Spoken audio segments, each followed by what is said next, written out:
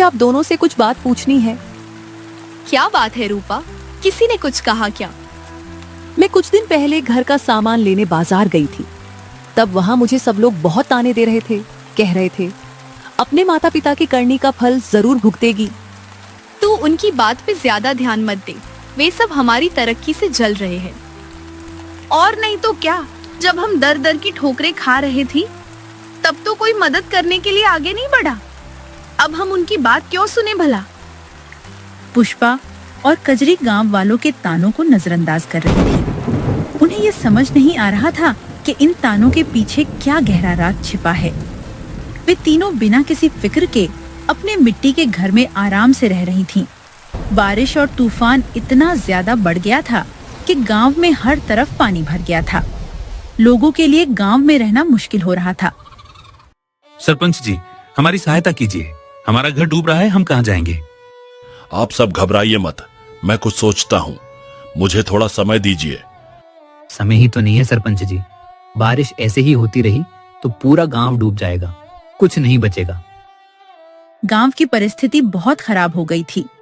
पानी का बहाव इतना बढ़ गया था कि सब अपनी जान बचाने के लिए जंगल की ओर भाग रहे थे। जंगल पहाड़ की ऊंचाई पे था, इसलिए वहां पानी भरने की परेशानी नहीं थी। रूपा और कजरी घर के बाहर बैठी थी, तभी उनकी नजर गांव वालों पे पड़ी। कजरी दीदी, वो देखो गांव वाले जंगल में इधर उधर दौड़ रहे हैं। अरे हाँ, चलो देखते हैं क्या हुआ है। कजरी पुष्पा को आवाज देती है।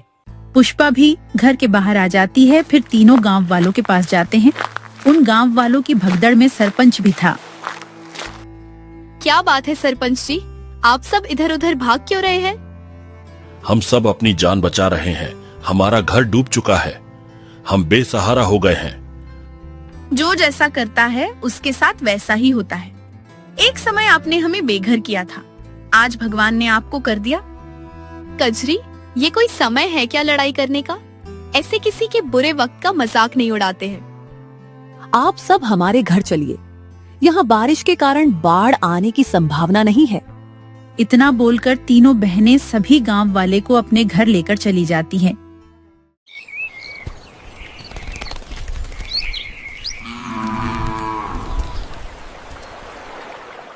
दो दिन बीतते हैं, बारिश का कहर कम होता है। सब अपने अपने घर जाने की तैयारी करने लगते हैं। तब सरपंच, हमें माफ कर देना तुम तीनों, हमने तुम्हारे साथ बहुत अन्याय किया है।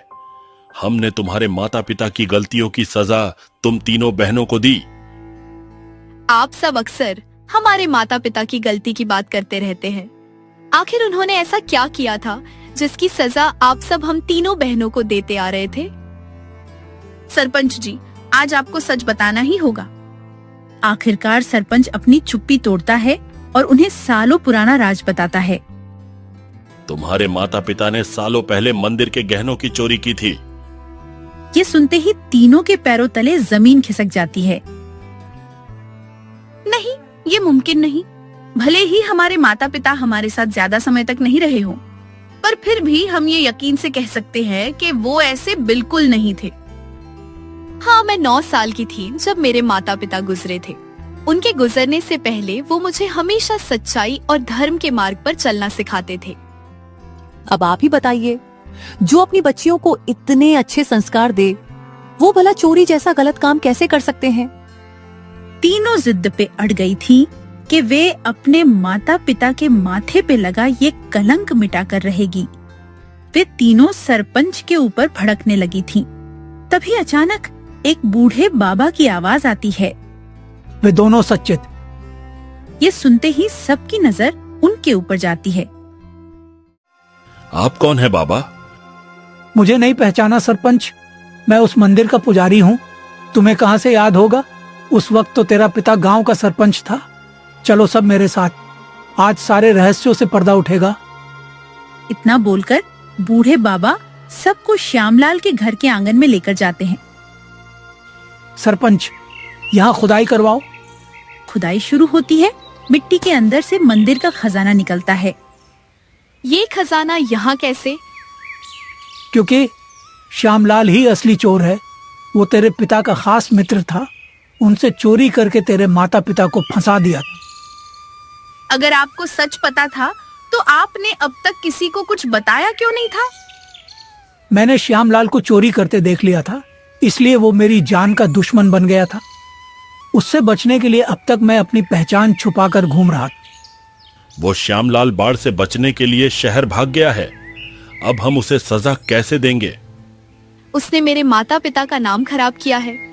इतने सालों तक उसकी वजह से आप सबने हमें इतने ताने मारे, मेरे माता पिता को कोसते रहे। उसे उसकी भरपाई करनी होगी। हम कैसे भी करके उस श्यामलाल को गांव वापस लाकर रहेंगे। दीदी मुझे ये समझ नहीं आ रहा है, अगर श्यामलाल इतना बुरा था तो उसने हमारी मदद क्यों की? वो इसलिए क्योंकि ये आधा खजाना है, आधा तुम्हारे पिता ने उससे बचाकर कहीं छुपा दिया था और उसे लगता है कि तुम्हें खजाने का पता है। अब सारी हकीकत उनके सामने थी। उन्होंने शहर में श्यामलाल के पास ये खबर पहुंच पाई कि बाकी का खजाना मिल चुका है। श्यामलाल लालच के भंवर में फंस गया और गांव दौड़ा चला आया। सभी गांव के चौराहे पर खड़े उसका इंतजार कर रहे थे। कहाँ है मेरा खजाना? तुम्हें खजाना नहीं, हथकड़ियां मिलेंगी सेठ। ये सुनते ही श्यामलाल समझ जाता है कि उसे झूठ बोलकर बुलाया गया है। सरपंच और बाकी के गांव वाले उसे पुलिस के पास लेकर चले जाते हैं। फिर रूपा पुष्पा से पूछती है, दोषी को सजा तो मिल गई, पर ये